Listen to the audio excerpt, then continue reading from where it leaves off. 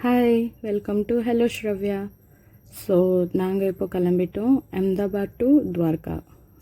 இந்த ட்ரெயினில் தான் போகிறோம். இது வந்தே பாரத் ட்ரெயின். அஹமதாபாத்லேருந்து ஒரு ஈவினிங் 6:10 கிளம்புது. அங்கே ஒரு மிட் நைட் 12 o'clock போய் ரீச் ஆகும்.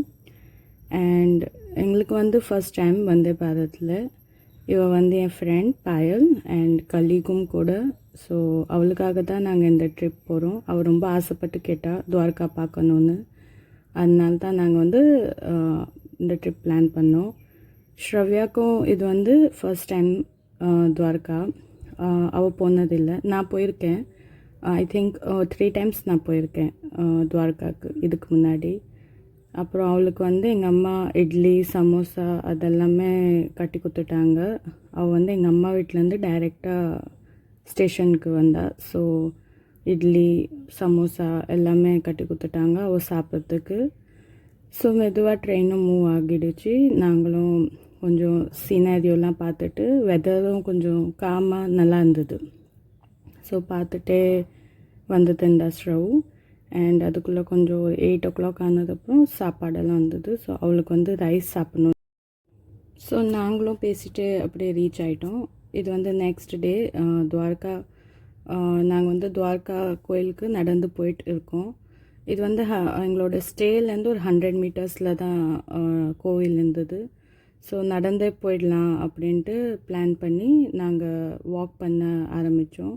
ஸோ சாட்டர்டே சண்டே போனதுனால ரொம்ப க்ரௌடாக இருந்தது. இதுதான் temple, Dwarka temple, main temple. So இங்கே பார்த்தீங்கன்னாக்கா மார்னிங்கில் போனோன்னே ரொம்ப கூட்டம், ரொம்ப லைன் இருந்தது. ஸோ நாங்கள் யோசித்தோம் இதை ஸ்கிப் பண்ணிட்டு ஈவினிங் தர்ஷன் பண்ணிக்கலாம் அப்படின்ட்டு பேட் துவாரகா கிளம்பிட்டோம்.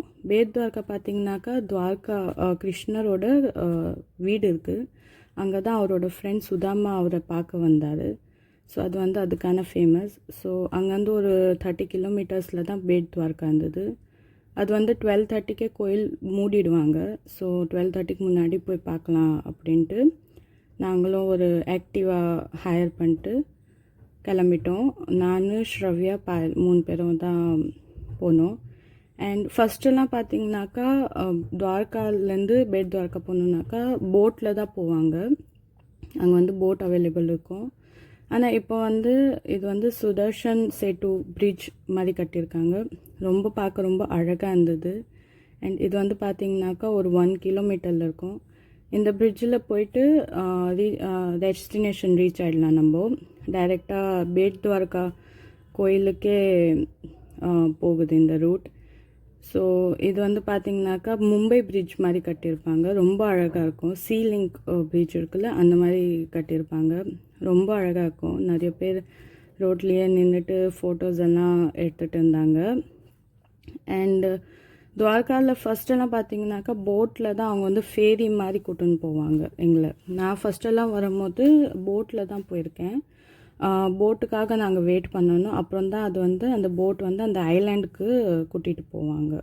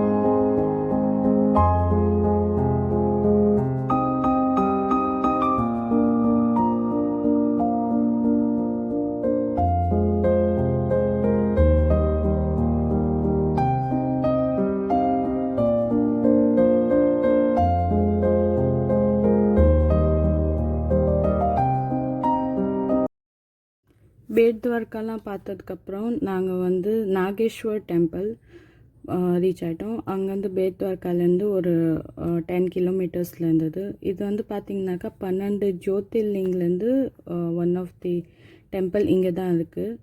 ஸோ இங்கே போயிட்டு அப்புறமா துவாரகா டெம்பிளுக்கு போய் சாமி கும்பிடலாம் அப்படின்ட்டு பிளான் பண்ணிட்டு, ஸோ ஆன் தி வேலேயே இந்த கோயில் இருந்ததுனால மிஸ் பண்ண வேணாம் அப்படின்ட்டு நாங்கள் வந்து இங்கே ரீச் ஆகிட்டு கொஞ்ச நேரம் இங்கே டைம் ஸ்பெண்ட் பண்ணிட்டு, வெதர் ரொம்ப சூப்பராக இருந்தது, ரொம்ப காமாக, ரொம்ப சில்டாக, ரொம்ப அழகாக இருந்தது. வழி எல்லாமே ரொம்ப சூப்பராக இருந்தது. நிறைய பீகாக் எல்லாமே நாங்கள் வழியிலேயே பார்த்தோம். அப்புறம் கொஞ்ச நேரம் பொறுத்து நாங்கள் வந்து பீச் ரீச் ஆகிட்டோம். சரி, கோயில் வந்து ஒரு 5 o'clock தான் ஓப்பன் பண்ணுவாங்க. அது வரைக்கும் கொஞ்சம் நேரம் பீச்சு பார்த்துட்டு, ஸ்ரவ்யாவுக்கு வந்து பீச் ரொம்ப பிடிக்கும். அவள் சென்னைக்கு நாங்கள் கூட்டின்னு போனாலே அவள் வந்து பீச்சுக்கு போகணுன்னு ரொம்ப ஆசைப்படுவாள். ஸோ பீச்சு பார்த்தோன்னா அவளுக்கு அவ்வளோ சந்தோஷம். பீச்சுக்கு போயிட்டு கொஞ்ச நேரம் அப்படியே அங்கே டைம் ஸ்பெண்ட் பண்ணிட்டு நின்றுட்டு இருந்தோம்.